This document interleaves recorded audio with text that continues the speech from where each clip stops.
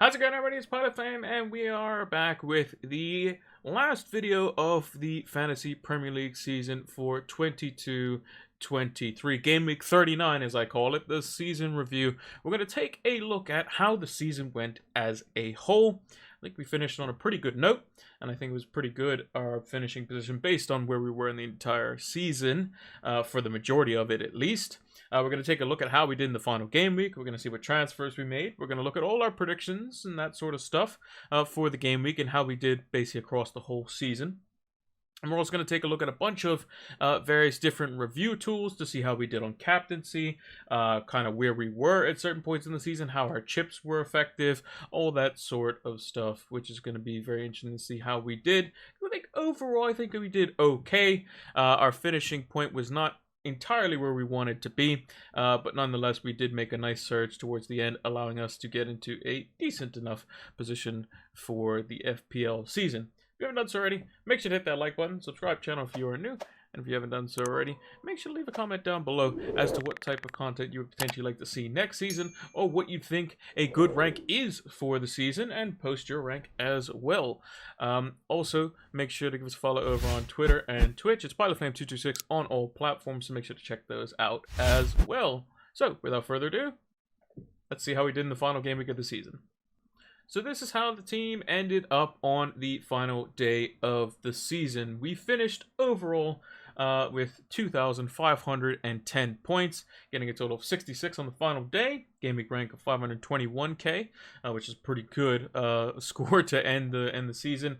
Inside the top 150k, which is inside the top 1.3% of players, which is, I think, is still a good season overall.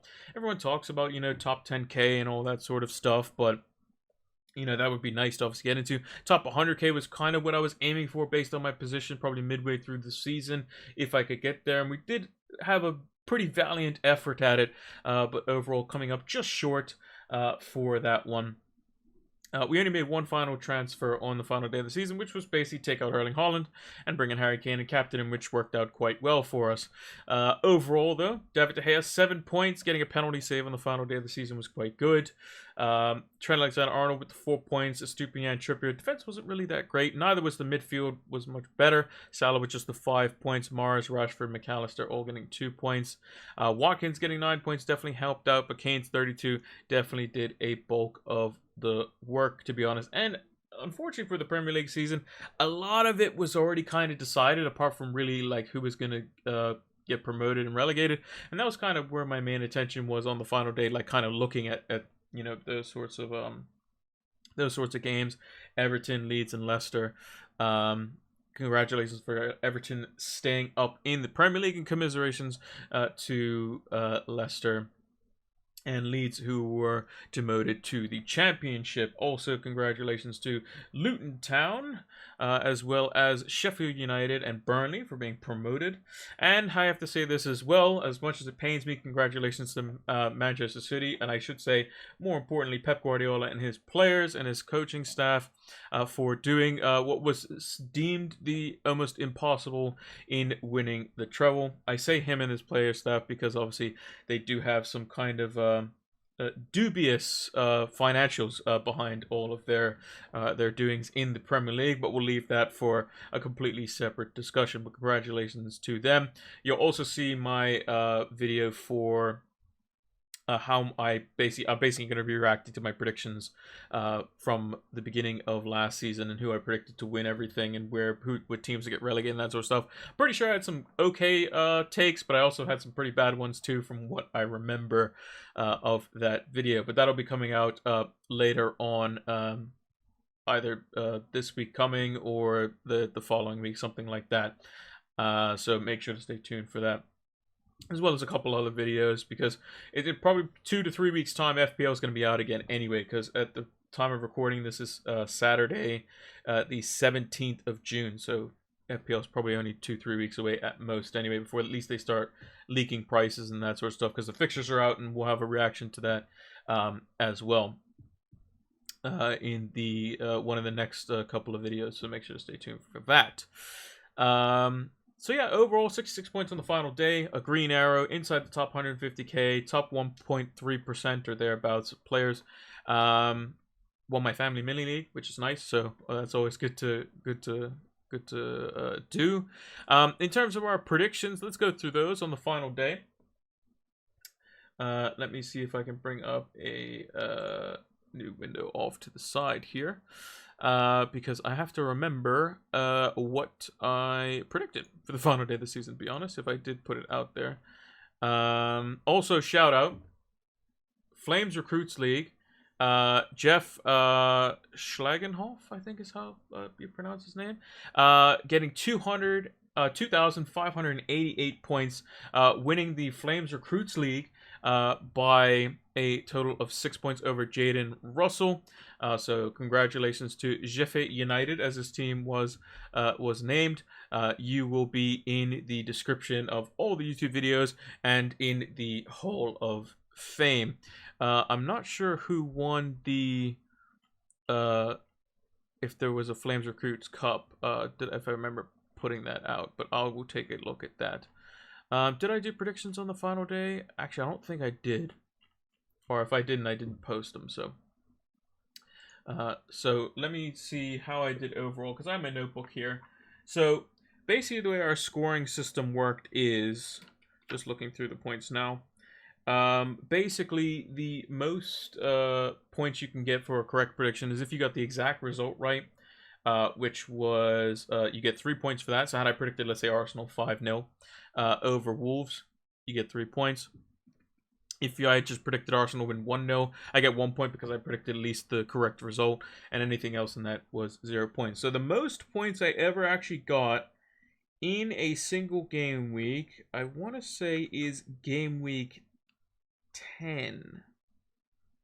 Nope, game week 27. Was game week 27? Game week 27 was a double game week. So single game week was game week 10. So if we go all the way back here to game week 10, let's see. Was there any easy fixtures in this one? United away to Everton, Arsenal, Liverpool, Man City, Southampton. I think I may have predicted like Man City, Southampton exactly right.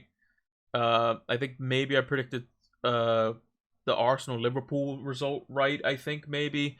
Not too sure, but yeah, that looks like a pretty straightforward week to predict, to be honest. Although the Brighton Spurs one you probably wouldn't have predicted. I don't know if I predicted that correctly, but if I did, you know, fair play, I guess. So yeah, and then the other one was game week 27. I believe that was the Brentford Brighton double game week, so we had a bit more fixtures in that one to kind of predict, so we got an extra point for that. So overall, it looks about, I would say, probably on average, I was slightly underperforming in terms of, like, because typically what I want to do in predicting these point scores is if there's 10 games in an FPL game week, so we'll take game week 38 as an example. There's 10 games total. I want to get at least 5 of the results correct, and one of those 5 to be an exact score. So it'd be 4 games, a point each at a bare minimum, and then an extra 3 points for the 5th game to be the exact score if I can every week. So if I can get above 50%, that's good. So yeah, I think that would be quite good. For this week, I would have predicted Arsenal to beat Wolves, I'm pretty sure. Villa Brighton, I don't think I would have predicted that, so I probably wouldn't have got that. Man City, I would have predicted to beat Brentford. I would have predicted probably Newcastle to beat Chelsea. Palace to probably beat Forest. Everton, I probably would have predicted to draw, probably. Spurs would have definitely beaten Leeds, I would have thought. Leicester versus West Ham, I would have probably said Leicester just because of the fact that West Ham were focusing on the Europa Conference League, and congratulations to them for winning that as well. Big trophy. Fun little fact, David Moyes has more European trophies than Arsene Wenger. Let that one sink in. Man United, I would have predicted to beat Fulham. I would have probably predicted Liverpool to beat Southampton, but that game was crazy too. A whole bunch of goals going in that one. A big flurry on the final day of the season. So if you want to keep track of how I do my predictions and how I did in the in the league. Unfortunately, we came second. We came 4 points behind FPL Thinker. Congratulations to him. We picked up 7 points on the final day. I don't know how they do their scoring might be slightly different than ours. So yeah, basically came second. So we were very, very close in the final kind of rankings that we do for Fantasy Football Community. So make sure to go check out Fantasy Football Community. It's fantasyfootballcommunity.com. It's in the description. They have a whole bunch of articles for our prediction panel, as well as various different other things relating to FPL, Champions League, transfer rumors. It's just basically a nice football hub for kind of nice little news articles that if you want to read them. So make sure to check that out. A link is also in the description as well. So if we take a look at our chips this season, we used a wildcard game week 9. Triple captain in 22, I believe that was on Marcus Rashford. Wildcard in 26, we did the 26 and the 29 bench boost strategy, and then the free hit. Our previous ranks of the previous seasons for this is the the email account that I'm using currently. The one that obviously hasn't updated is this one, the 143,000 or thereabouts. So we've got a top 150k finish, a top 10k finish, and then one that was out in the middle of nowhere. So last season we did really well, top 10k finish. This one, top 150k, so definitely regressed, but still was okay. And the previous season before this, in the 2019-2020 season, and that was on a different basically a different email that I don't use for FPL anymore. That was, I think, top 35k, I want to say. So we've got a 35k, a top 10k, a top 150k, and then one that's just kind of out there. So overall, pretty good for the general census of things. So let's take a look. Game week 9 was when we wildcarded. So we wildcarded and we got a red arrow. So let's see what we did here. Game week 9, we wildcarded and got a red arrow. So we brought in Salah, we got Haaland, we got Mitrovic, Madison, Martinelli, Zaha. I had Wilfred Zaha at one point, Solanke. I think we did like okay. Let me go back here. Yeah, game week 10, 11, 12, we had some pretty decent green arrows. We jumped up 800k overall, and I think that was kind of helpful to the wild card. We took a hit in around the game week 11 mark. That may be due to some type of injury. Oh, we got rid of Salah. It was to bring in De Bruyne. Who was Man City playing this week? Man City were away to Liverpool. And somehow I got away with not having Salah in that game, which I'm pretty sure he may have scored. He did. It's good we brought in De Bruyne for that. That didn't look too good. So yeah, the first wildcard doesn't look the greatest, but the green arrows afterwards would suggest that the players we brought in were okay. Let me check game week 10. How did we do afterwards? This was when Cancelo was doing well, got the 18-pointer. Martinelli was doing so well for us. We had Martinelli from the beginning over the likes of Saka, and he was just doing so well for us. In game week 5, we were in the top million, which is good. A very similar rank actually to what my 2020-21 season. That was the season with was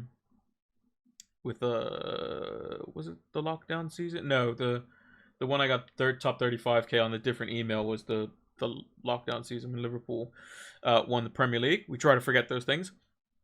But if we take a look at kind of like the scale, so overall didn't start the greatest, kind of fluctuated around the 1.5 million mark, then took a real big jump inside top 800k, then fell straight back down, kind of stayed there for a few game weeks after the wild card in game week 9. We were able to kind of bring it back to the low, like kind of millions, and we pretty much stayed there from game week 12 all the way up until and including game week 26, realistically. And game week 26 was when we used our wild card again, which would then help us for our bench boost. The triple captaincy definitely helped us. It brought us up 700k places game week 22. As a triple captain on Rashford, that's when he got 20 points. Fantastic. It was either him or Bruno Fernandes. You did well with pretty much both of them.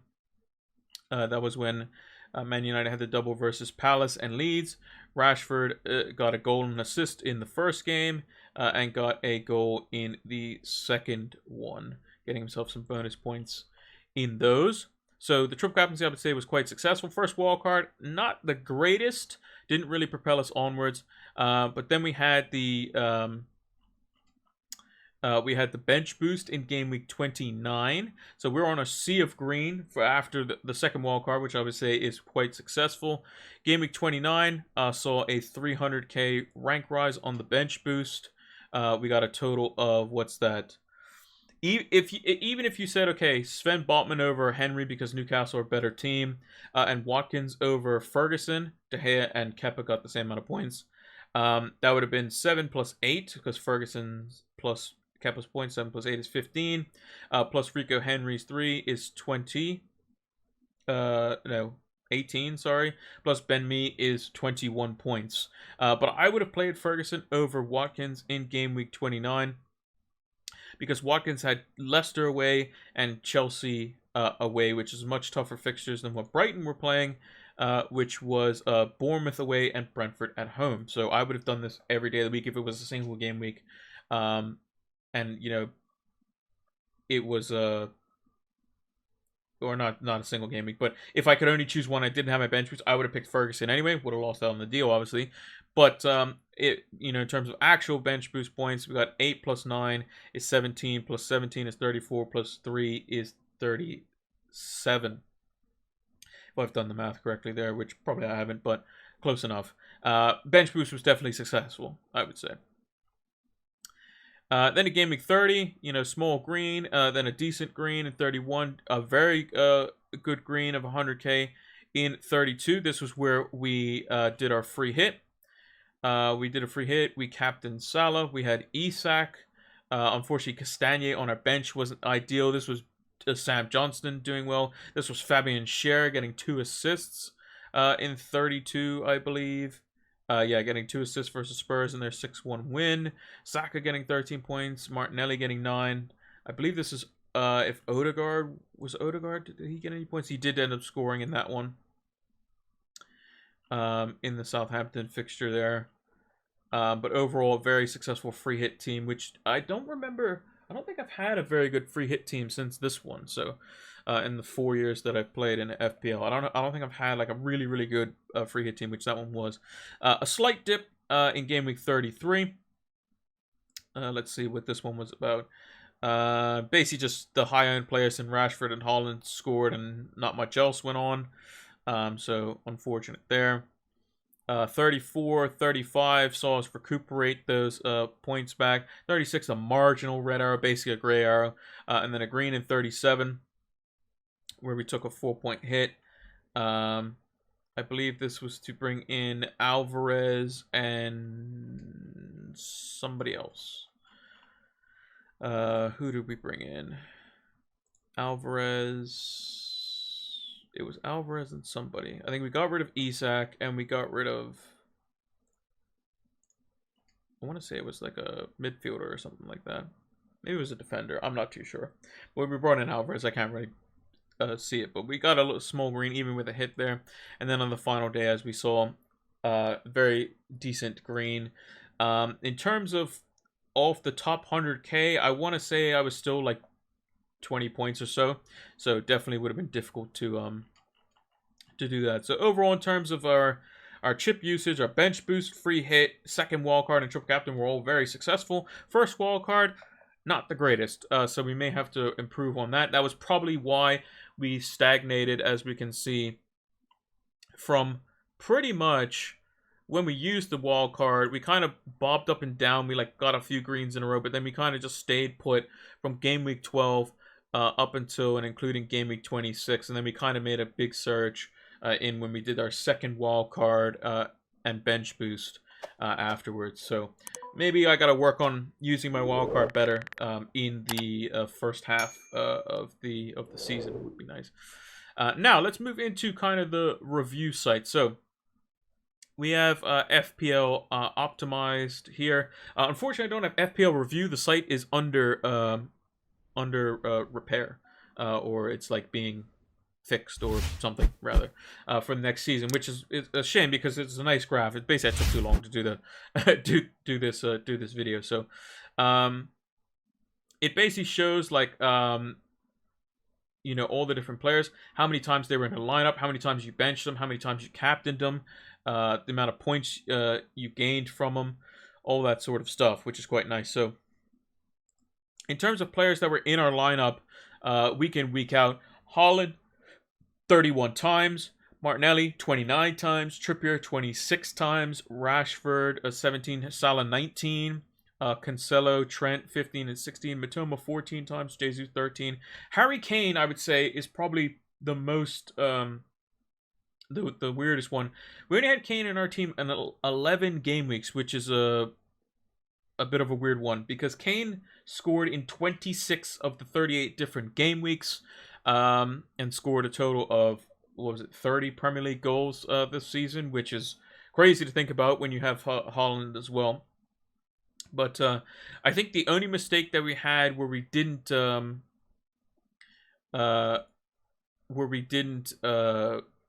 you know, have Haaland was we had him in our team, but we didn't captain him in the first game week when we captained Kane, and that was kind of what set us off. You know, not the greatest off the start. Let's see if we go by position.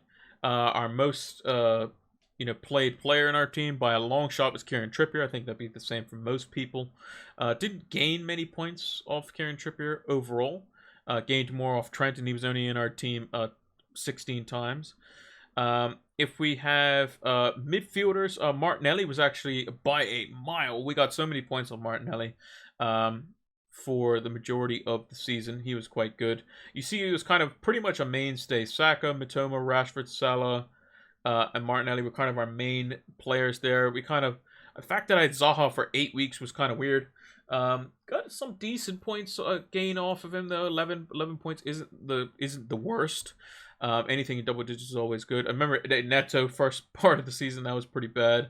You know, Sterling, these sorts of players, like these sorts of small numbers, like they didn't really work out. So Foden's, Grealish, Fernandez I only had for 4 game weeks, which is crazy to think about what season he had last season as well. Let's see. It's going to show me the forwards. Where are the forwards? Well, let's do goalkeepers first. So goalkeepers, we had De Gea actually the most. He got us the most points, 58.6 gained points from David De Gea. We had David Raya. We had Ederson for a little bit, who actually didn't do too bad.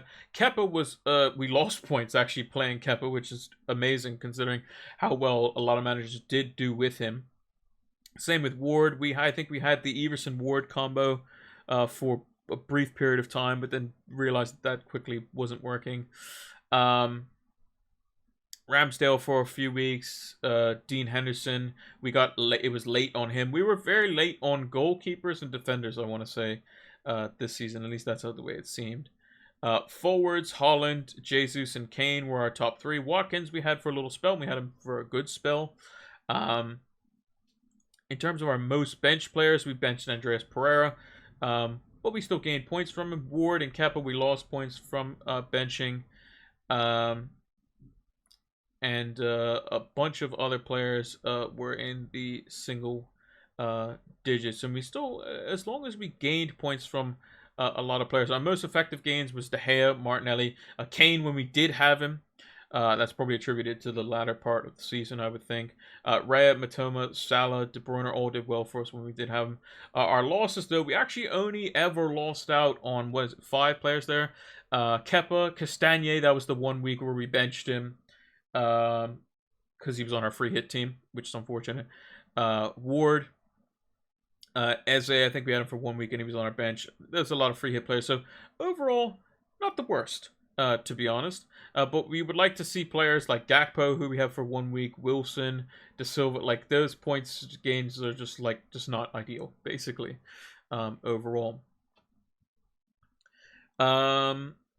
You can see like the gains and the relative gains and relative losses here, which is pretty cool.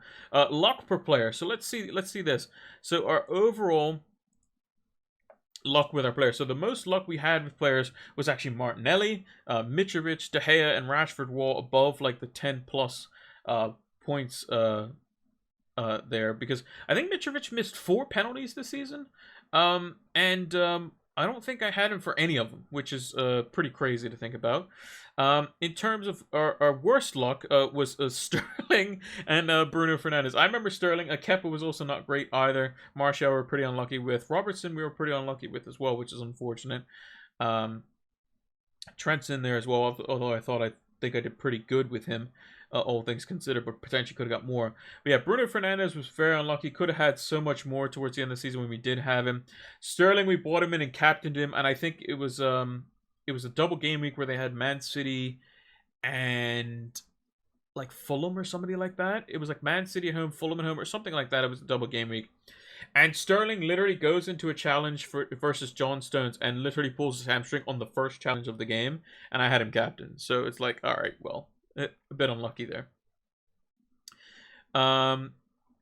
These show your like kind of team picks overall. So you can see all the different colors. You can use the team colors to like show, to make it easier to kind of see, and you can see the points and that sort of stuff. You can see the points breakdown, total points earned by acquisition type. So I made the most points from my wildcard. So it basically kind of, I guess, totals up the amount of game weeks after you use said chip and see how much you make. So basically half my points come from wildcard. I think that's going to be the situation for most people. Transfers was 38%, which is quite good. Or free hit was, obviously it's a one-off, so it's going to be a lot lower percentage. So overall, I think that looks quite okay. Points distribution. So you can see that my team got 99 goals, 91 assists, 111 bonus points, 16 saves points, and conceded 52 goals. We took 9 hits total. So basically the vast majority of my points actually comes from minutes played, funnily enough. Almost 40%, which is interesting. But I think that's going to be the case anyway, because everyone plays minutes for players that you have in your team.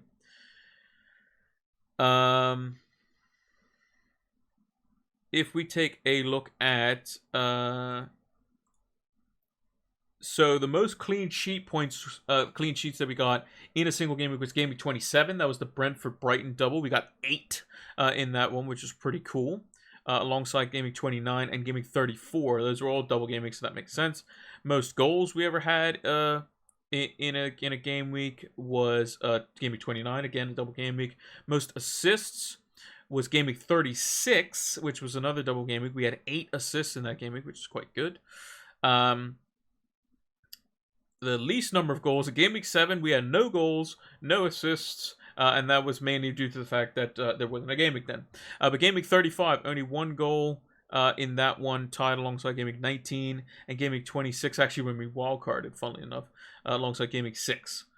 The most hits we took in a game week was 4 individual hits. Apologies for the sound of the bad weather. We have some pretty nasty rain and thunderstorms outside. So if that comes through the mic, I apologize. But hopefully it doesn't come through the mic. The most points we ever got in a single game week was 136. That was our bench boost week. That was great. And that was with a hit too. After the hit was taken off. The least number of points we got, barring the week that didn't exist, was game week 6, where we got a 33-point total. We had 1 clean sheet point from Salah. We had 1 goal from Haaland, which probably didn't matter too much, and 3 bonus from Haaland, and that was it. That was a pretty bad game week overall. You can see the detailed points per event type. You can see the target event ratios. So in terms of clean sheets, we had a 30% success rate on our clean sheet and defenders. So basically, every 10 defenders and or goalkeepers that we pick, we basically get 3 clean sheets per, which I think is actually not a bad ratio when you kind of break it down. Goal ratio out of all our midfielders and forwards. So basically, we're expected for 1/3 of our players to get a goal every week, basically. Which is quite good. Assists, it's more of a 1 in 4. So if we have 3 midfielders or 4 midfielders and 3 forwards, so basically a total of 7 players there, you're looking at 1 to maybe 2 assists a week, whereas a 1 in 3 is more of like a 2 to maybe 3 in a week. Bonus, again, similar ratio. Captaincy success ratio, a rate at non-blanking 7 plus return captaincy points. So this is where a captain basically gets 7 or more points a week. We had 47 picks total, which is kind of weird why it says 47 picks. I guess it includes triple captaincy or like double game weeks or something, maybe. I think that's how it works. But basically at 72% of the time. So basically 3 and 4 fixtures, whether it's double game week or not, we had success in that.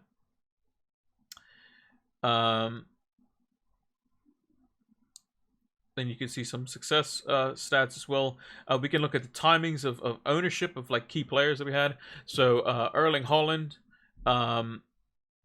We didn't have Erling Haaland in Game Week 1 when he did score a brace. I remember that, yeah. So we had Erling Haaland.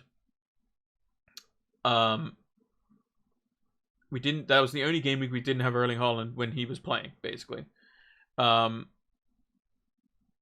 he was. I think it was away to West Ham on the opening day. Scored 2 goals. We had Kane.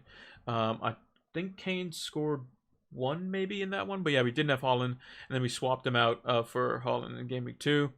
And we basically had him for the entire season. We never really got rid of him. Unless it was a blank like in 28 and 29, 32, and then 38 as well.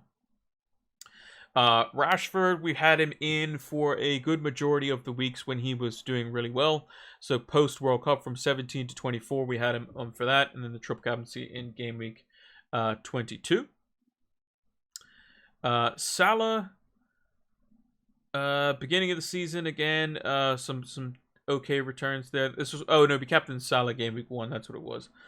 And then for a large portion where you see a lot of these are just like really small to no points at all. We didn't have Salah for Salah's biggest points total in game week 26. We didn't have him, so that's a bit unfortunate there. Had him for the last part of the end of the season. Didn't have Salah as much as we possibly thought. If we go down here, so you got some gain analysis on players. So Martinelli was our most effective gain. Our least effective player was basically Haaland because everyone had him captain pretty much. That's kind of how it works. Loss analysis, we lost a lot from that was these are specific game weeks. So Salah affected us the most in game week 15 out of any other player, and Ake affected us the least in game week 25. This is our risk differential percentage. So across the side here, on the y-axis, you have relative change. That's like how effective the actual transfer ended up being. And then you also have the risk differential percentage. So I assume the further along it is on this scale, the more risky it was. So you see a lot. I have a lot kind of bunched around this like 30 to 50% risk. So if we go to like in here, top bets 4, I had Ben Mee, Martinelli, and Madison, but I'm betting against like, Odegaard, Zinchenko, Chilwell, those sorts of players. So, our best differential rate was actually game week 28. Or no, that was a different one. So this one here, we had the the highest change we had was, I believe, this one here, plus 16.30 of a differential rate of 53%. This is when we had Jesus, De Bruyne, and Raya, and we were going against like Salah, Foden, Holland on that one. So a bit interesting to see. If we look at predicted and realized performance, so difference to average tier, you can see the predicted was probably around this. So basically it says in the table, it assumes predicted versus your true, therefore the outcome is predicted is measured as like skill or measured as like luck, basically skill versus luck here. So basically what it's showing is across all the game weeks, this is what it's expected for me to do, and this is what I actually did. So again, from the game week like 12 to what was it, like 26, I basically underperformed, or the game weeks underperformed, and then went above towards the end, which kind of lines up actually, now that I think about it. Transfer quality, so you can see the amount of quality in overall transfers. For that, you have defense difficulty, you have fixture per pick difficulty, you have average price position, so you have a bunch of different things on here that are a bit more complicated that you can kind of look a lot into. Here's a cool one that I actually liked quite a lot. So in terms of formation wise, the formation I picked the most, which was 18 times, was 3-4-3. The 3-5-2, I picked the second most, at average of 73.29 points. So it's just I guess the midfield packing is better for me. Anytime I went 4-4-2, which is 4 times, I actually scored quite highly, which is interesting to note. Bench boost one's kind of weird for that one. Small sample size in the 4-3-3 as well. So basically just kind of shows for a decent enough sample size that basically midfielders were a little bit better this season, and we kind of saw that quite a lot. And here's the little FPL review. If I go on their site, I'm pretty sure it's, yeah, see, it still says it's under maintenance. So let's take a look at, this is FPL Statistico. This kind of shows like kind of your breakdown, a number of points, your hits you took, your wild card, in a very simple kind of manner. So this is general points. So I like this graph a lot actually here. It shows total points per game week versus the average points for the game week. So you can see for the first part of the season, so the blue line is the amount of points we were getting. The red is the average. So there were a couple weeks where we were above it. And for the most part, we were decently above it. And then you can see like in game week 29 where we had the big leaps, you can see we were way above it. So, but overall, not too many times were we like below it. You can see like here in game week 6, we were below it by a decent bit. Still above it all here. We were below it in 19, game week 20, game week 26. That was the wild card, which is ironic because it went on to go and help us. But overall, we were always either on or above the average points per game week, which is actually not bad. Maybe a bit just unlucky with like getting that one extra player that would maybe be a differential for us. In terms of the bulk of our points, actually, if you broke the season down into quarters, came in the final stretch, which makes sense because that's where we made our most ground. The total number of points we got, like we said, was 25-10. We benched 360 points, which I think was less than what we had. Total weekly points average of 66.1. I think that's pretty good. Our average base was 57 with no captain, double or troubling, so that's always nice as well.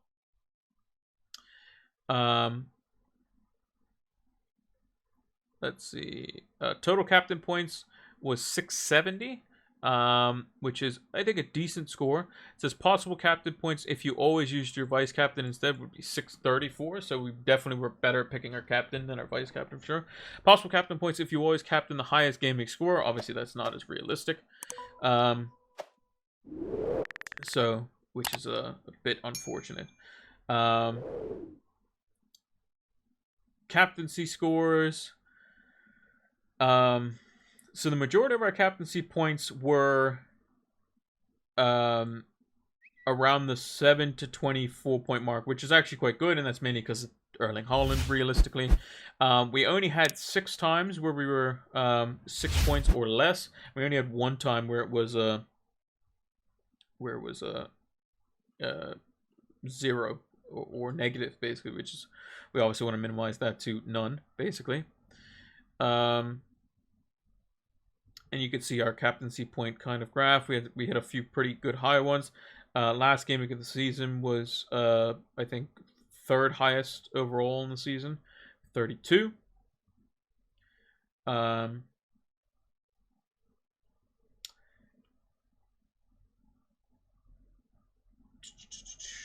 We kind of scroll down here. Active double-digit hole points. We got 88 of them, which is quite good. And bench double-digit holes. We only benched 3 times, so that's always nice to not have crazy bench points like that, as well. It shows all our different finishes here, which we already mentioned. We got 22 green arrows, 15 red arrows, no grays. Longest green streak was 6, longest red streak was 4. So we want to see if we can minimize the kind of the streakiness, as it were. Obviously, if we're going to have a red arrow, make sure it's only for 1 game week at most. That's obviously the idea. Okay, so here we go. Here's the points difference. So to be in the top, so top 100K was basically around 20 points. We kind of expected that. Top 10K was miles away. Here's all the different players that we had in our team. And yeah, so this is kind of, we're going over a lot of stuff here, but it's kind of just a different way to represent it as well. And that's FPL Statistico. And then lastly, we're going to take a look at this is the Premier Fantasy Tools. This is just the captaincy analysis that we can go through, and we can kind of take a look at where our captains blank this season. We had an 84% successful pick rate. Because game week 7 didn't exist, so there's only technically 87 game weeks. 670 captaincy points. So total captaincy points, we averaged 18.1 points per game week. So we basically averaged somebody getting a goal and 3 bonus on a forward every week. Our best captaincy pick was Rashford, and we triple captained him because he scored 20 points in that game. So we triple captained our highest scoring player the whole season, which is good. And Haaland was our worst pick, which not the end of the world. So we had 1, 2, 3, 4, 5, 6 blanks overall. Salah in game week 4. Let me actually check. I'm going to bring up those game weeks off to the side here and see. So game week 4, let's see. Game week 4. So game week 4, we captained Salah. Man City were at home to Crystal Palace, and Salah was home to Bournemouth. Oh, that was the 9-0, right? That makes sense. That was the week that Erling Haaland scored 3 goals. So getting himself a boatload of points. So again, that was like Liverpool scored 9 goals and Salah gets 0 returns. Firmino got 2 goals, 3 assists. Diaz got 2 goals. Van Dijk got a goal. Trent got goal assist. Simicast 2 assists. Elliott scored. Carvalho scored. Robertson got himself an assist. It was a crazy, crazy week that was. So that was kind of an anomaly. Game week 11. Let's see. Game week 11. We captained Erling Haaland. Erling Haaland was away to Liverpool. This is when Man United was hosting Newcastle. Arsenal were away to Leeds. They only won 1-0. Question is, did I have did I have an Arsenal player in at the time? I had Martinelli, so I could have potentially captained him if I wanted to, away to Leeds. But I think I just kind of stuck with Holland because Liverpool's defense at the time wasn't great, and City ended up losing that game, which is they don't do that often. Game week 16. Let's move to that one. Game week 16. We captained Erling Haaland. It was home to Brentford. Man City lost this one, 2-1. United was away to Fulham. Arsenal was away to Wolves.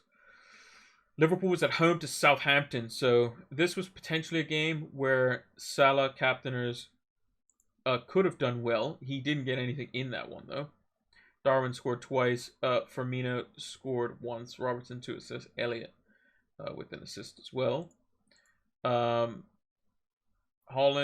he just got booked in that game. So if you captain Salah or Haaland in that week, it wasn't great. Kane goal assist versus Leeds at home. So that could have been maybe looked to be a better option because Brentford defensively are definitely better than Leeds. Arsenal, you could have captained Odegaard. I didn't have him. And then Man United potentially could have been away to Fulham. Rashford didn't score in that one, though. Don't think we had Rashford at the time. But yeah, my highest scoring player was actually Darwin. I had him in there, so would have been a bit risky to captain him there, I think.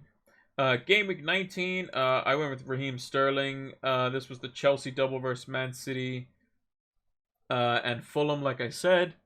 I think a lot of people went with what was it, Kai Havertz, or whatever this week, or they went with like Mitrovic. Mitrovic scored, but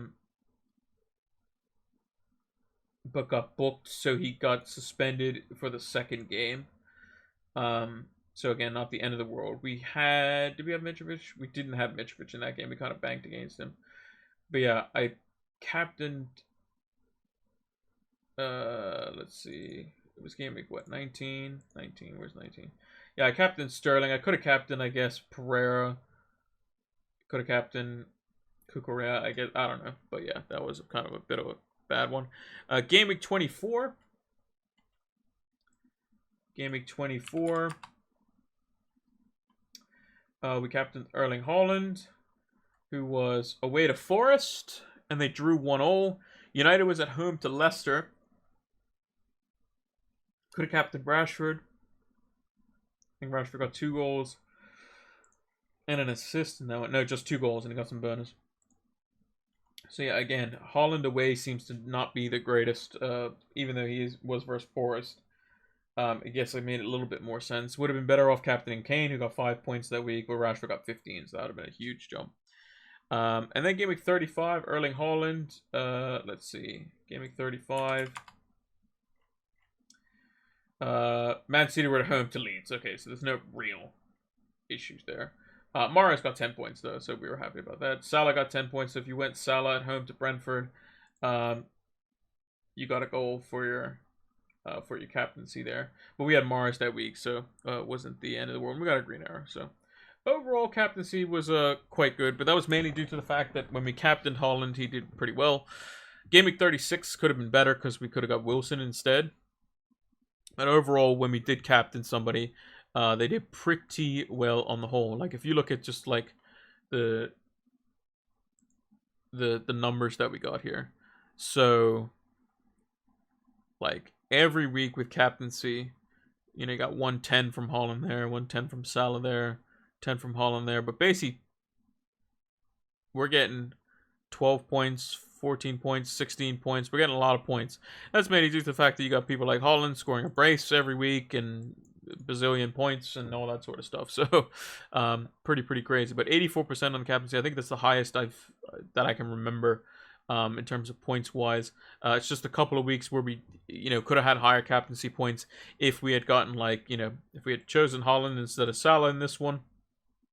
Could have more points. Rashford in wherever he got 15, can't remember the game week. Could have more points here if we had gone Wilson. But overall, the captaincy points not too bad. So overall, I would say assessment of the season was a positive one for the most part, at least for the finish. Chip usage was quite good. I think probably one of the main takeaways is one, the early wildcard needs to be better, for sure. And I think I have been always not the greatest with that for the most part. And I would say two would probably be kind of assess transfers a bit more, observantly. I don't even know if that's a word, but basically, look at kind of who's kind of trending in the right direction. So like Kieran Trippier, I didn't have Trippier for quite a while, even though I had him for 26 game weeks. Ollie Watkins, I don't think I had him for the start of his like initial spell. Having Haaland, the beginning of the season, you don't want to take those kind of like risks with like high profile players and go against them. Like Haaland, we knew was going to be a machine. He's playing in Man City. It was very different from the Timo Werner type situation. West Ham were pretty good defensively, but again, first game of the season, everything kind of goes out the window with that. So those sorts of stuff, being a bit more template in the beginning and then kind of make your moves later on, is pretty much how I played the season that I got inside the top 10k. And I think me playing too conservatively in the latter half of that season was the reason why I dipped out. I was in the top 1,000 for the longest time as well. But yeah, overall I would say the chip usage was definitely very successful this season.